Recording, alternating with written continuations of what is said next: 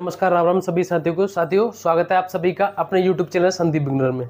जैसा कि आप सभी को पता ही है कि जो आपका पेपर था यूपी पुलिस कांस्टेबल का 17 फरवरी और 18 फरवरी का, वो कैंसिल हो चुका है। तो आपके मतलब कुछ प्रश्न है उसी को लेकर के कि किन किन का कैंसिल हुआ है और कौन कौन एग्जाम में बैठ सकेंगे, और सबसे बड़ी बात कि ये जो एग्जाम है वो कब तक हो सकता है, तो इसके ऊपर बात करेंगे।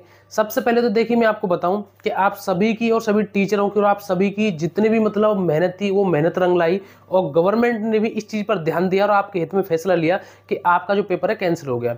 अब मैं बात करता हूँ कौन कौन सा पेपर हुआ है कैंसिल। तो देखिए, चाहे वो 17 फरवरी का हो या 18 फरवरी का, आपको पता है 17 फरवरी और 18 फरवरी दोनों में टोटल 4 शिफ्ट थी, वो चारों के चारों पेपर कैंसिल हुए, यानी कि कोई सा भी पेपर हो आपका वो सभी कैंसिल हो गया है।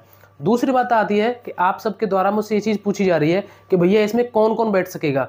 कुछ ऐसे भी थे, कुछ भाई बहन जो इस पेपर में इस बार बैठ नहीं पाए थे, यानी कि एब्सेंट हो गए थे वो, ठीक है, तो क्या उनको मौका मिलेगा या नहीं मिलेगा। तो देखिए, मैं आपको बताऊं, जिन भी भाई बहनों ने इसमें फॉर्म फिल किया था, यानी कि जिनका भी एडमिट कार्ड आया था, और जिनका भी एडमिट कार्ड आया था, वो भले ही पेपर देने गए हो या नहीं गए हो, सबको आपको पेपर में बैठने का मौका मिलेगा।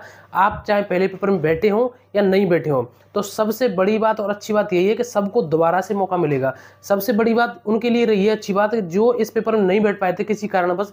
हो सकता है कि कुछ अपने मन से नहीं बैठे, और कुछ ऐसे भी हैं जिनके पास जेन्युइन सच में कुछ प्रॉब्लम थी कि जो इस वजह से उनको एग्जाम अपना छोड़ना पड़ा, लेकिन वो भी अब इस एग्जाम में बैठ सकेंगे।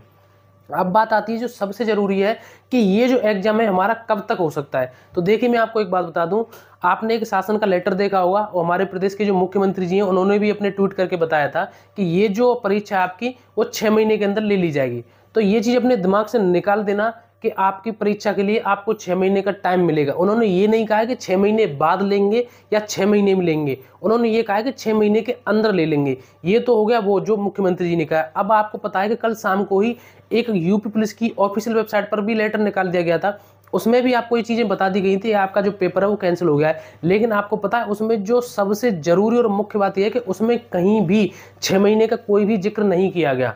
तो आप ये चीज दिमाग से निकाल दीजिए कि हमको 6 महीने का टाइम मिलेगा। लेकिन हाँ, इतना जरूर है, इतनी अच्छी बात है आप सभी के लिए कि आपको इतना टाइम मिल जाएगा कि आपकी जो चीजें अभी तक कवर नहीं हो पाएंगी, या आपने जो चीजें जल्दी जल्दी में सिलेबस कंप्लीट किया होगा, उसको आप अब आराम से कर सकेंगे। और जिन भाई बहनों ने अभी तैयारी शुरू की ही थी कि उनके सर पर एग्जाम आ गया था जो भी फरवरी में हुआ था, उनके लिए भी इतना टाइम मिल जाएगा। कुल मिलाकर के 6 महीने फिक्स तो आपको नहीं मिलेंगे, लेकिन आपके लिए तैयारी के लिए अच्छा टाइम मिल जाएगा, और ये एग्जाम ज़्यादा लेट नहीं होगा। लेकिन हाँ, बीच में आपको पता है कि चुनाव पड़ रहे हैं, तो चुनाव की प्रक्रिया संपन्न होगी, ठीक है, तब आपका एग्जाम होगा। लेकिन ये मत सोचना किसी भी तरीके से कि हमारा जो एग्जाम है वो 6 महीने बाद ही होगा। दूसरी बात मैं आपको बताऊं, तैयारी की आपकी जो रणनीति होनी चाहिए इस टाइम ऐसी होनी चाहिए। आपने जो ये एग्जाम दिया होगा 17 फरवरी का, 18 फरवरी का, तो आपको कहीं ना कहीं से ये चीज़ महसूस हो गई होगी कि मेरी कौन सी ऐसी सब्जेक्ट थी जिसमें मेरा कम स्कोर रह गया था, ठीक है।